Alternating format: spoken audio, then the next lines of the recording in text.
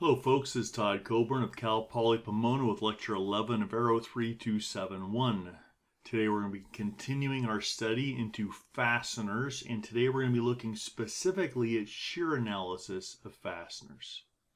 Now, we started this journey back in 3261 when we looked at net tension, shear bearing, and shear tear out.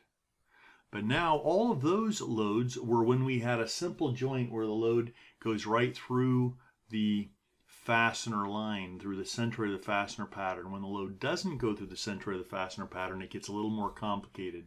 And here's how it works. So we've already looked at some different kinds of joints that get loaded with fasteners. We can see a little lap splice with a little element in between. This shows the eccentricity. That's going to develop some moment in the fasteners due to that filler material between the two lap skins. And we see another lap splice here in the middle underneath a stringer, and another one. Now, a lot of these joints are loaded right through the center of the fastener pattern, but there are other joints that are more complicated. Let's take a look at a simple joint. We want to refresh our memory on how this works. You can see this load coming in, 2,000 pounds per inch comes along, which means you can figure out how much load per fastener based on 2,000 pounds per inch being applied to the fastener spacing. It has 3 fasteners per spacing to transfer that 2,000 pounds per inch. That then goes up. So you've got a net tension check in your first plate. Then you've got bearing in the plate. It looks like edge distance. Short edge distance is not a problem. Then you have shear in the fastener, and then you've got all the same checks up in the upper plate. You can see that the lower plate, we would be analyzing these fasteners in the blue plate as protruding head fasteners for their shear and bearing allowable. But when you get up to the other side, you see that it's countersink in the green plate. So that will be controlling is the countersink in the green plate thickness for shear and bearing of the fastener. And then the load comes back out. But this loading goes right through the center of the fastener pattern. Since it's a uniform load, it just spreads. You just divide that, multiply that running load by the spacing. That gives you the force per set of fasteners. There are 3 fasteners per spacing, and we analyze that. You can see that these fasteners are actually all in single shear, right? And in this particular case, we get, once again, the force per fastener is just 2,000 times the spacing going into the page. And then that force divided by 3 fasteners to transfer that would be the force per fastener. Here's another little joint. Imagine this. We've got a vertical C channel and a bar, a big flat plate attached to it with 4 bolts. Looks like they're threaded bolts. We have 4,000 pounds. What's the force per fastener? Well, this particular case is just like the kind of things we solved back in 3261, because that force is going, you can see that it's going right through the center of the fastener pattern. Therefore, all we need to do is say, well, that's 4,000 pounds divided by 4 fasteners. We have 1,000 pounds per fastener, and then do our shear and bearing checks. Now, if we get this joint and we apply our load like this, once again, we see that the force is going through the center of the fastener pattern, so it's just P over 4 is the force per bolt. But let's say we have a force like this. We have 4,000 pounds here. Now we notice that this is not applied at the center of the fastener pattern. This is going to be more complicated because we're going to have to move that. Remember back in statics where we talked about equivalent force systems? We're going to take this force at that location and we're going to have to move it to the center of the fastener pattern. In this particular case, if these fasteners are all the same diameter, it's easy to see that the center of the fastener is just right in the middle of them. The centroid of the fastener pattern is right in the middle of the pattern at point O. However, many joints, we won't be able to see that directly, and we'll calculate the centroid of the fastener pattern just like we did for cross sections. Since we can see the centroid of the fastener pattern, all we need to do is move that force to that point. But when we move that force, remember, forces, when we move forces, we have to pay a penalty because that force at the end of the plate has a different effect on point O than just the force itself. It has a vertical force effect and it also has a moment effect since it's off by a certain distance. So what we're going to have to do is turn that into a force and a moment at point O and then analyze the fastener pattern.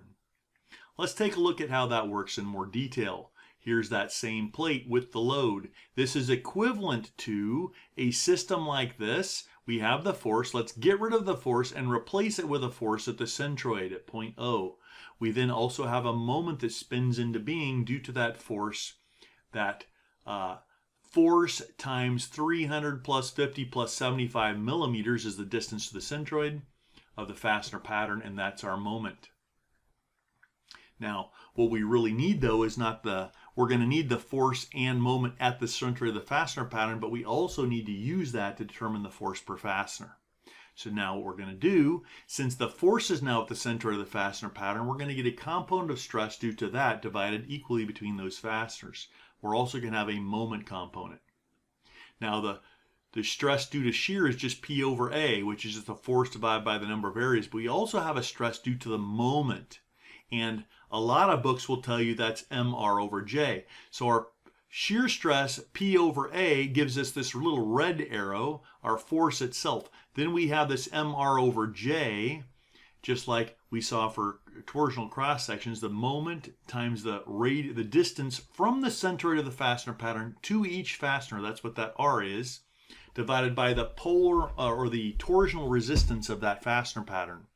The torsional resistance of the fastener pattern is just the polar moment of inertia. It's just the summation of the areas of each times their distance to the center of the fastener pattern squared. So we could take this little R dimension of point A, B, C, and D, square that puppy, multiply it by its corresponding area, sum those together, you get the total torsional resistance for resisting torsion of the fastener pattern. Now this equation, while it is given in most of the elementary textbooks I've seen, it is not the easiest way to solve this problem, because what you're going to end up with is little components like this. See these little arrows? They're all going to be perpendicular to the radius. If you draw a line from point O to point B, for example, the stress due to that torsion on that particular fastener will be perpendicular to that line, and so forth. If you look at both components now, we have a vertical component of stress due to the 16 kilonewtons, and we have a normal to the distance, the R, vector R component that is proportional to our moment on each. We now find that we can't just add these together, and we can't even do a root mean squared together because they're not perpendicular. We would have to go and use law of sine or cosine to put these together. So an easier way to do this will be to get the components of each in the x and y components and then put them together. And that's the way we're going to do it. Okay, so the total stress is going to be the summation of the P over A and a vector addition of mR over J. This is not the easiest way to do it though, and I'm going to show you an easier way that gives us two perpendicular components that we can then put together in a more direct fashion. So this is what we had. This is the loading that we had. We broke it down into a force and a moment at the centroid, and now what we're going to do is analyze it. We're going to start by determining a coordinate system. So usually starting with the lower left fastener and developing a right-hand rule, as I show here, we're defining our x and the right to the right and our y to up from the lower left fastener, which is at point D. Now we could have used the centroid. Some books do that. In this particular case, we can spot the centroid directly. However, it's bad practice because you can't always spot it and it's not always what it appears. So what is best usually is to start with the lower left fastener, define a coordinate system like this, as you can see there, and then define all of the locations of the fastener using that coordinate system. For example, we have the centroid of the fastener pattern. We'll just take the summation. So what that means is we're going to take the area of fastener A times its x position. Looks like it's 0.15 meters, right? Plus the x coordinate of point B, which is the area of B, times its 0.15 meters. Plus the area of C times 0, plus the area of D times 0, divided by the total area of all bolts, the summation of the areas. We do the same thing for the y bar. And then we can calculate the polar moment of inertia, or the torsional constant of that pattern, by just taking the x of each minus the x bar squared plus the y of each minus the y bar squared. Take that relation for each and every fastener times its corresponding area, which means we're going to take the area of bolt A times its x position minus the x bar of the pattern squared plus y of its position minus the y bar of the pattern squared.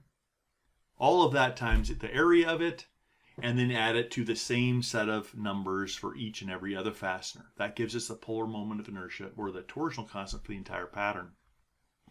Now we're going to go and do this, but, and the second T is intentional, because if you do it this way, you're probably going to make a mistake, which is going to make you one of these perhaps, or feel like one of these.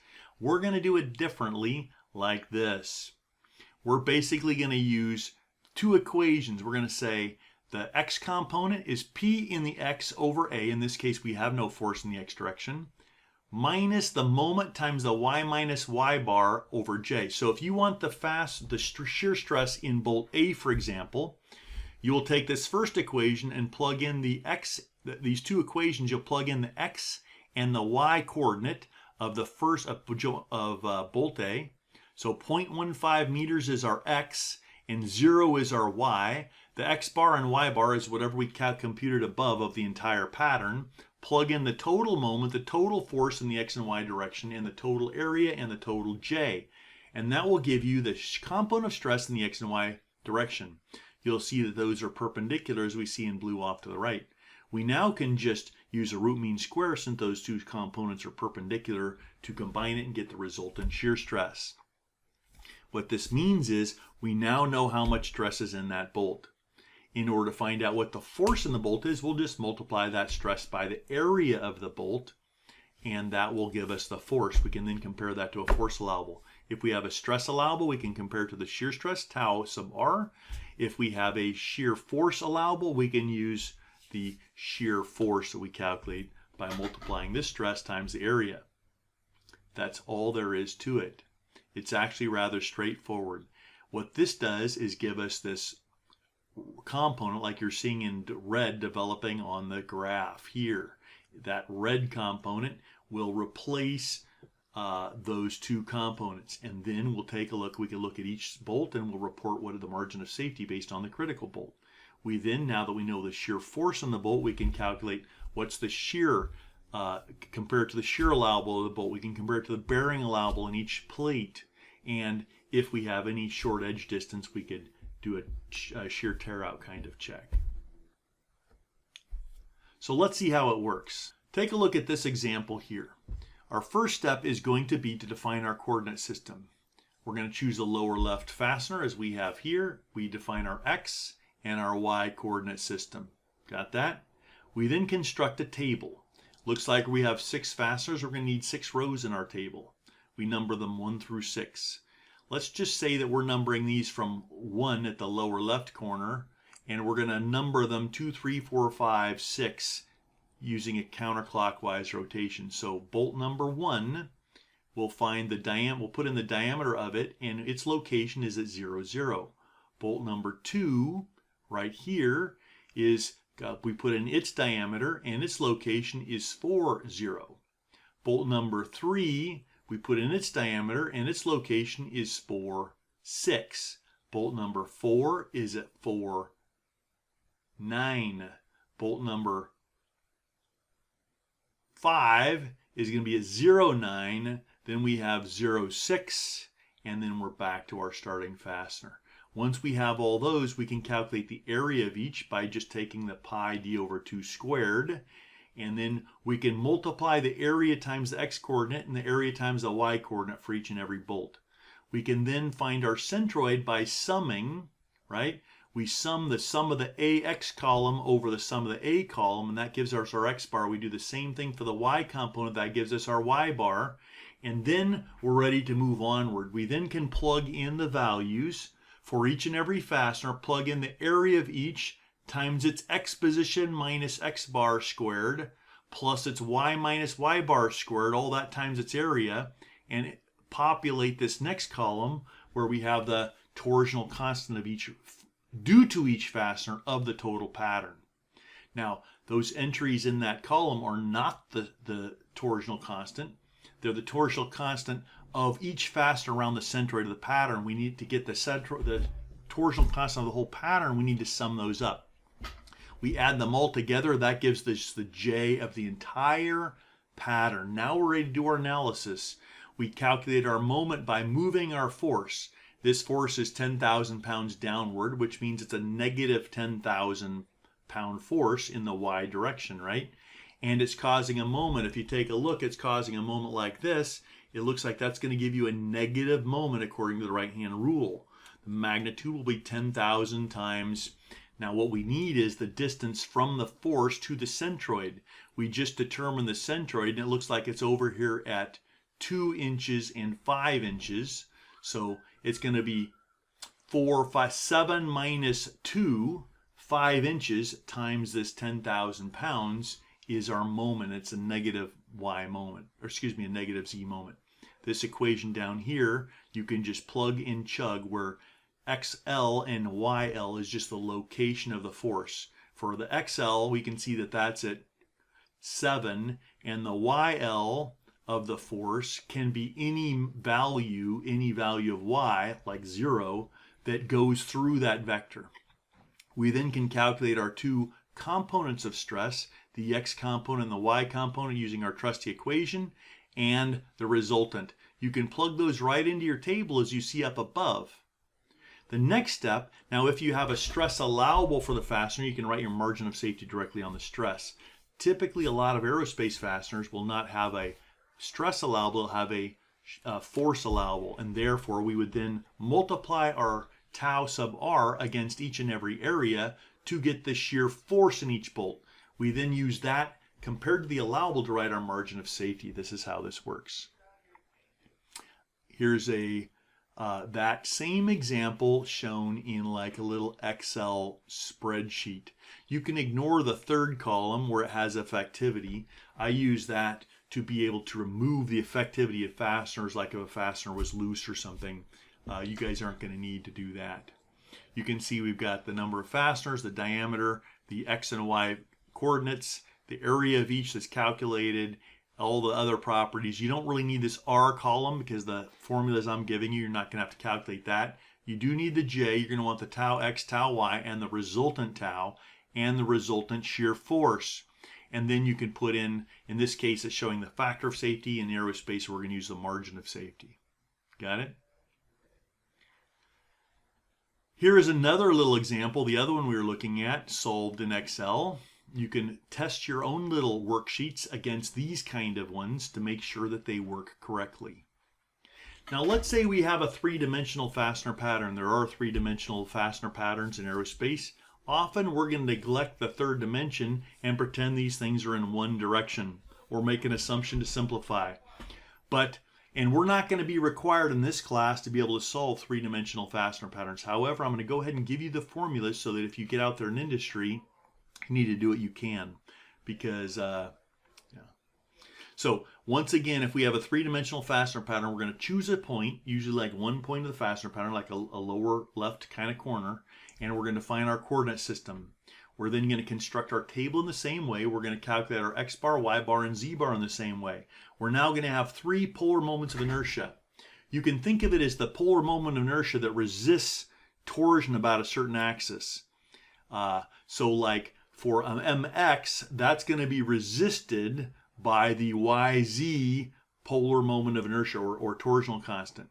A moment in the y will be resisted by jxz. A moment about the z will be resisted by the torsional constant in the xy direction. You're going to need all three for a three-dimensional fastener pattern. All you have to do is construct your table, plug in your x, y, and z coordinates, and solve in the same way. We just have one additional column for the z component of each, and then corresponding additional columns for the other entries. The loads at the center of the fastener pattern can be found from these simple equations, where xl, yl, and zl are just the coordinates of the load. We can calculate, now that we have that, this is our equation. We've got now three. We've got an x, y, and z component of stress, which were put together in the same root mean square kind of way. If we then want to know what the force per fastener is, we can multiply by the area. Now you got to be a little careful, because if we truly have a three-dimensional fastener pattern, then we're not going to have a coordinate of load that is, it may be skewed to the fastener orientation. And what we would then have to do is maybe something a little more complicated, where we're going to figure out what is the shear in the bolt and the axial load in the bolt. Once again, we're not going to be doing this in our class. I'm just introducing how that would be done. And let's go ahead and we'll solve a couple problems. These are two-dimensional problems that we're using a three-dimensional fastener pattern analysis. You can actually test your own program by creating your three-dimensional spreadsheet if you feel like it, and then trying these two-dimensional bolt patterns, orient it one way with X and Y for the fastener pattern, then try making that an X and a Z, and then a Y and a Z, and it should give you the exact same answer for each one. It just looks like it's a different orientation due to your nomenclature. So if we were to solve, this is the second problem solved with that approach, and so that you can, if you feel like looking into this, you can do that. So that's all we have for shear and fastener patterns. This is actually a critical piece of knowledge that you're going to need if you go into aerospace structures, because there are joints all over the aircraft. We have very lightweight parts, and they're specifically designed to take loads in only certain directions, but the fasteners that join them often will have patterns that are not so simple as what we've been doing, and that need this kind of shear analysis. So mastering this is critical. Make sure you do the homework and you understand the homework, and you come to the Zoom session, ask questions if you don't understand. Enjoy.